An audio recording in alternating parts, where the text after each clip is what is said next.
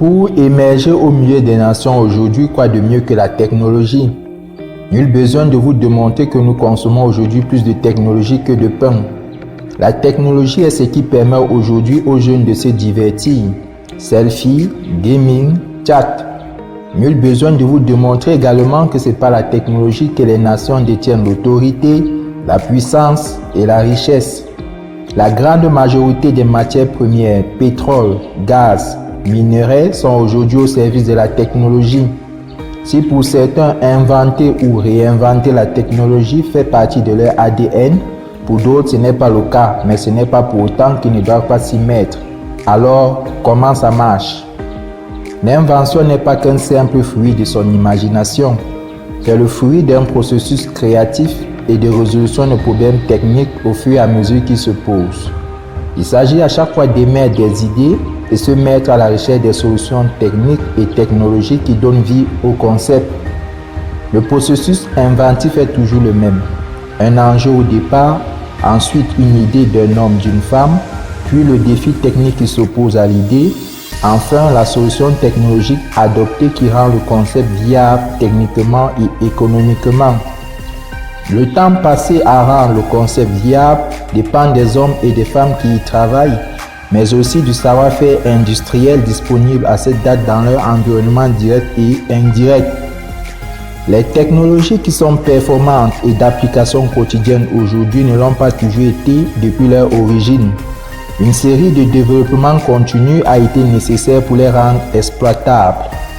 Il est question à chaque fois de tendre vers des solutions toujours plus simples, plus élégantes, plus pratiques, plus efficaces, plus sécuritaires et plus économes. La science nous pousse à chaque fois à repenser nos conceptions initiales, à réinventer ce qui existe déjà grâce à des nouvelles découvertes et des nouvelles inventions. Cependant, il ne faut pas rester seulement dans une vision purement technique de l'invention. Il faut aussi avoir une vision économique. Que peut faire un inventeur indépendant face à une armée de chercheurs? C'est de s'entourer lui aussi des chercheurs tout aussi passionnés que lui. L'innovation est diffuse et attire toujours de nouveaux penseurs qui se l'approprient et cherchent à faire une toute nouvelle. Vendre la technologie comme une solution et non comme un objet qui réalise quelque chose permet de percevoir ses évolutions futures sans se focaliser uniquement sur ce qu'elle est capable de faire maintenant. En effet, ce qu'elle fait peut être d'une importance moindre ou grande avec l'évolution du temps. Et des solutions alternatives bien plus efficaces peuvent voir le jour et faire plonger votre invention dans les oubliettes. Il faut se faire à l'idée que son invention n'est qu'une possibilité parmi tant d'autres dont on n'en a pas conscience. La croissance d'une entreprise technologique repose sur sa capacité à inventer et réinventer ses produits, intégrant à chaque fois de nouvelles technologies, de nouveaux concepts. Quel est l'écart de temps entre votre premier produit à succès sur le marché et le deuxième produit à succès? L'industrie technologique est une industrie dépendante de la créativité. Il n'y a rien de plus difficile à avaler pour une entreprise dans cette industrie que de se voir dépassée par les avancées technologiques de la concurrence, surtout quand l'avance semble difficile à rattraper. Pour repousser les limites de leur créativité et réaliser de plus en plus de technologies à succès, les entreprises de technologie mondialement connues ont adopté une nouvelle approche, l'innovation ouverte. En quoi cela consiste, l'innovation ouverte? Il s'agit tout simplement pour une entreprise de collaborer avec des compétences et expertises externes, bien qu'ayant des capacités en interne. Universités, PME, start-up, instituts de recherche seront les premiers partenaires dans cette initiative. Le but est d'explorer de nouvelles opportunités et accélérer le développement des technologies prometteuses, c'est-à-dire à fort potentiel commercial. En pratiquant une politique d'ouverture, les entreprises repoussent leurs limites et deviennent plus efficaces et plus innovantes. Dès lors, Bonjour les amis, heureux de vous retrouver dans notre rendez-vous habituel, les cafés du matin. J'espère que chacun de vous se porte très bien. Dans les cafés de ce matin, un troisième épisode de notre nouvelle série intitulée « L'art d'inventer et de réinventer la technologie ». Quoi de mieux que la technologie aujourd'hui pour permettre à une nation d'émerger parmi les nations? Pour qu'une technologie s'impose comme une nécessité dans la vie de tous les jours, il faut interroger les usages. Certaines technologies sont développées en suivant les usages. Il y a donc importance de comprendre le principe de l'innovation par les usages. C'est tout de suite.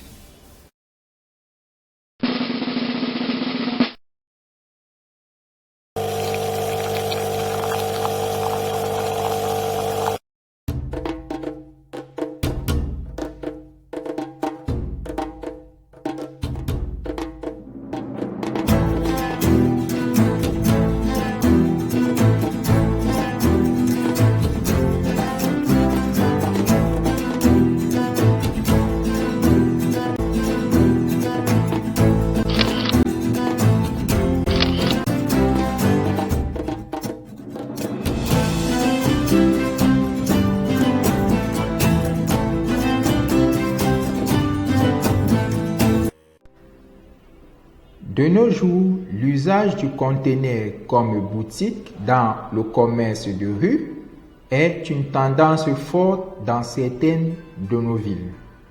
Qui peut bien être à l'origine de ce nouvel usage dans le commerce de rue?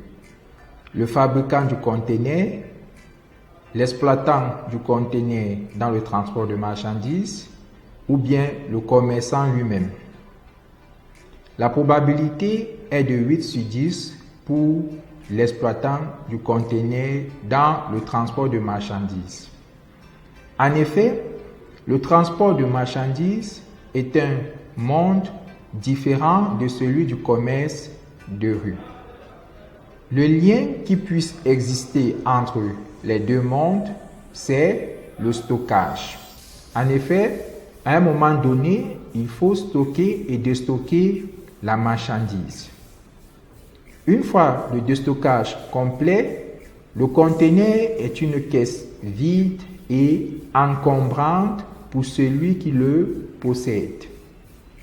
C'est en ce moment-là que peut jaillir l'idée d'un nouvel usage. Le conteneur portait donc en lui-même les germes d'un nouvel usage de par ses conditions d'exploitation sur le terrain. Mais pour que ce nouvel usage soit complètement élucidé, il fallait se retrouver dans une situation d'utilisation. C'est le principe de l'innovation par les usages. Se retrouver dans les conditions d'utilisation. Ces conditions d'utilisation permettent de réinventer la technologie.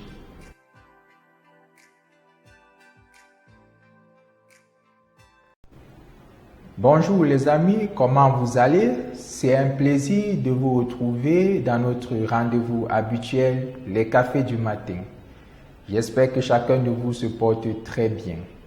Dans les cafés de ce matin, un 5e épisode de notre série intitulée L'art d'inventer et de réinventer la technologie.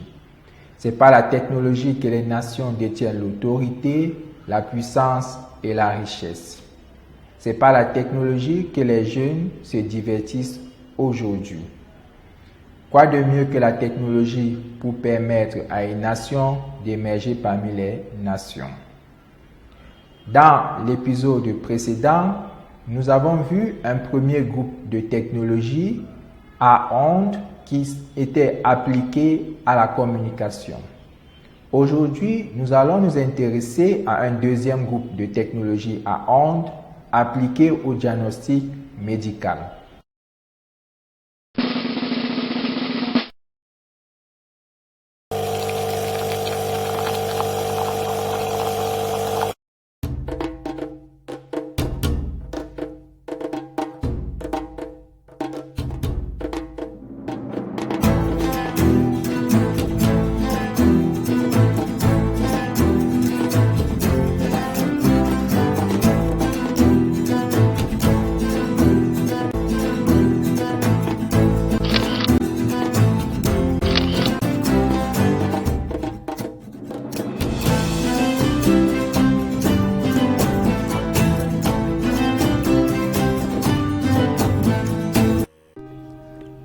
Ah, le scanner. Chaque jour, plusieurs têtes entrent et sortent dans ce tunnel, une technologie née et développée par une collaboration entre physiciens, médecins, ingénieurs et industriels. Comment ces technologies ont vu le jour et comment ont-elles évolué dans le temps?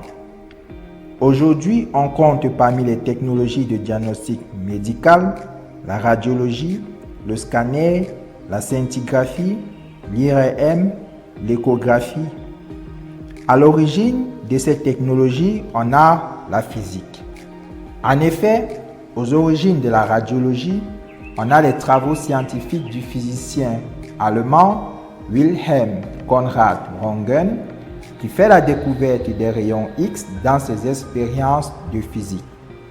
Ces rayons X, aujourd'hui appliqués en radiologie, sont un type d'onde électromagnétique invisible à l'œil nu, capable de pénétrer et de traverser la chair, mais arrêté par les os. Une caractéristique à l'origine de la formation d'une image radiologique.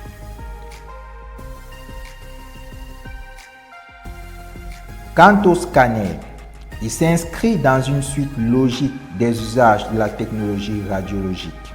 En effet, en radiologie, les images des organes sont de type plan, limitant ainsi le diagnostic à certains organes. Le scanner est donc développé avec l'idée d'obtenir une image volumétrique nette des organes tels qu'ils sont dans le corps, permettant ainsi un diagnostic étendu.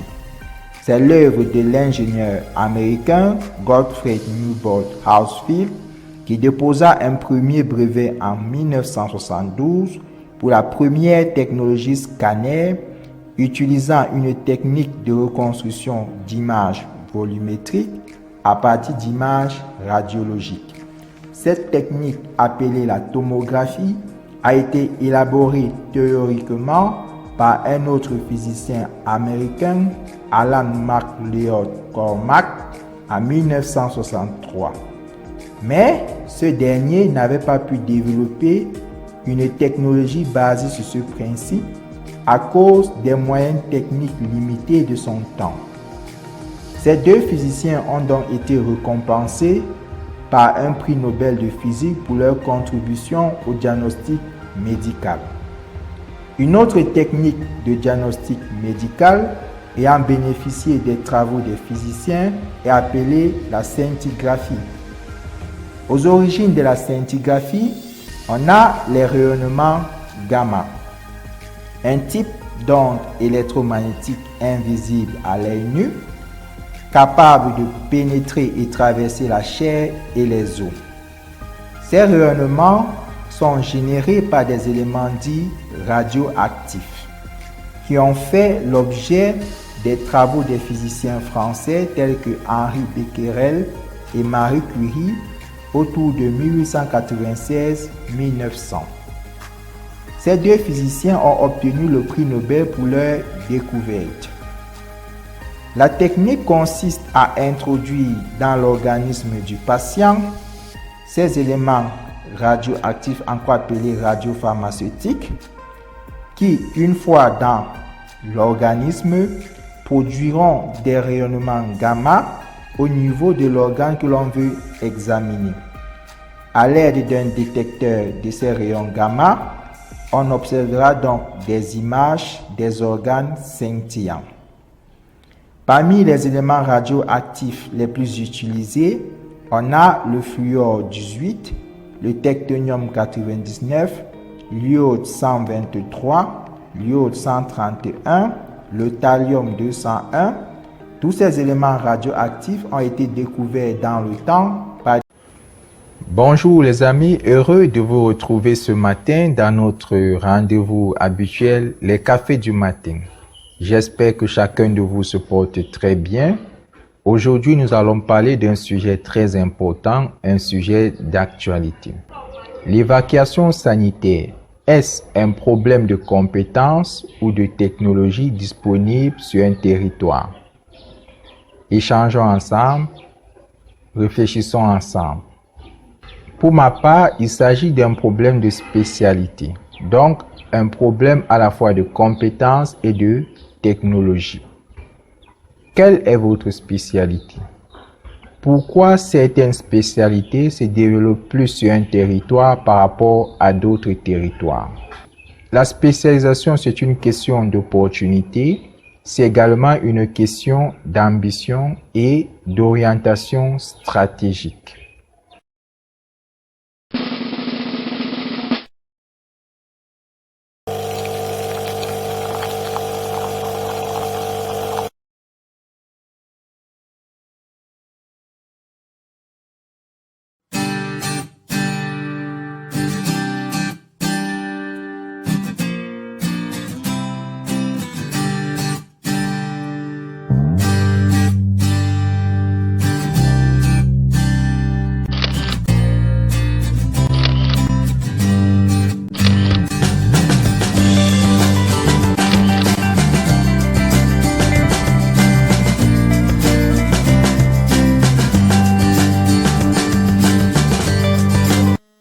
De nos jours, l'exercice de grand nombre de métiers est en partie lié à l'usage de technologies.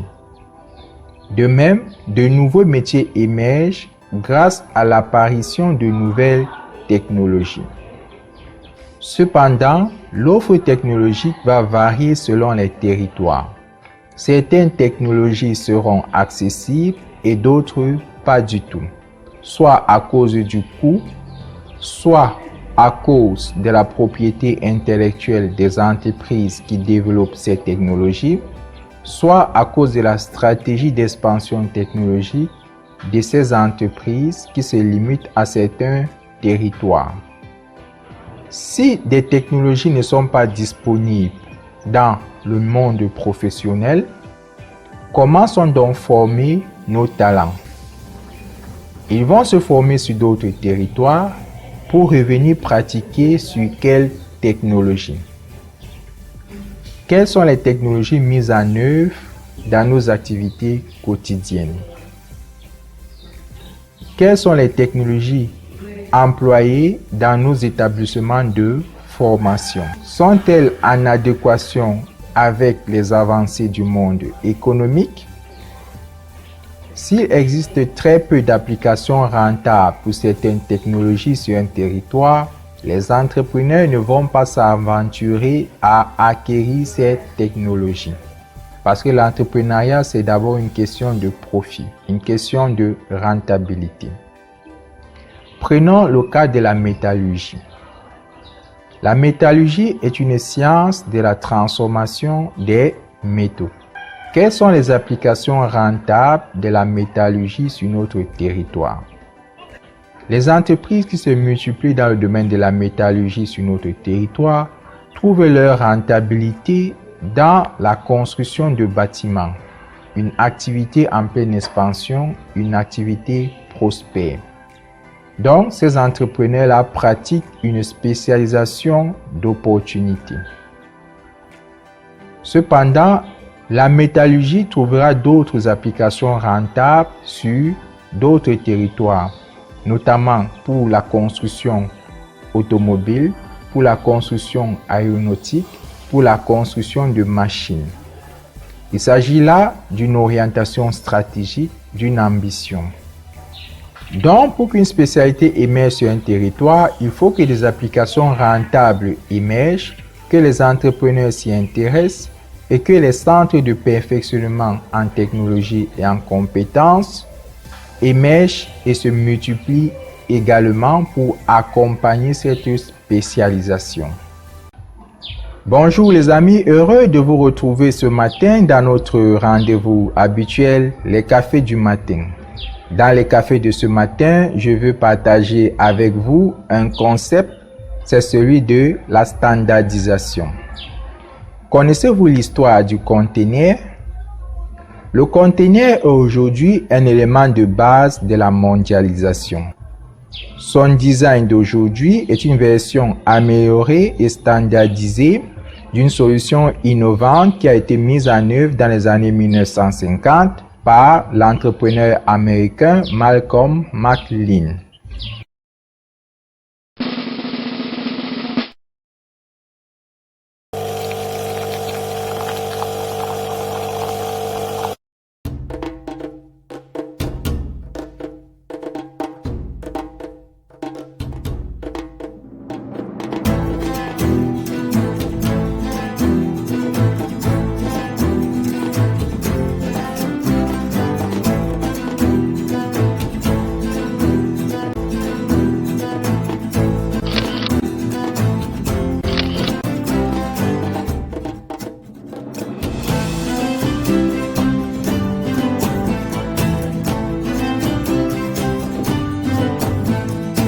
Malcolm McLean est gérant d'une station-service dans les années 1930.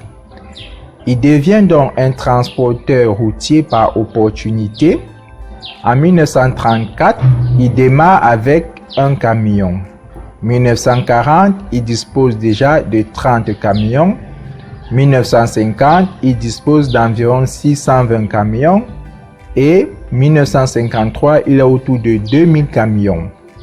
Une activité en pleine croissance. Donc, dans cette activité-là, il rencontre des difficultés pour transporter ses marchandises d'un port à un autre, où il est parfois contraint de faire voyager ses camions. Il imagine donc la solution de conteneurs dont le design est fortement inspiré des remorques de camions qu'il utilisait. Ainsi, il pouvait maintenant transporter de façon optimale ses marchandises d'un port à un autre. Cependant, les navires de cette époque n'étaient pas adaptés à ce transport de marchandises par conteneurs. Pour mettre en œuvre sa solution, il était donc obligé de développer son propre navire pour transporter ses conteneurs. C'est là où il décide donc de vendre son activité de transport routier pour devenir un acteur dans le transport maritime. Il crée donc la société Sealand Service pour transporter maintenant les marchandises par conteneur. Donc, la standardisation est le fait d'adopter un élément commun dans une industrie pour faciliter les échanges commerciaux entre les différents acteurs. Ainsi, elle ne se fait pas en un jour. On part d'une solution de départ qui est mise en œuvre sur le terrain. D'amélioration en amélioration, on tend vers une solution optimale qui s'insère dans toute la chaîne de valeur de l'industrie jusqu'à devenir un standard international.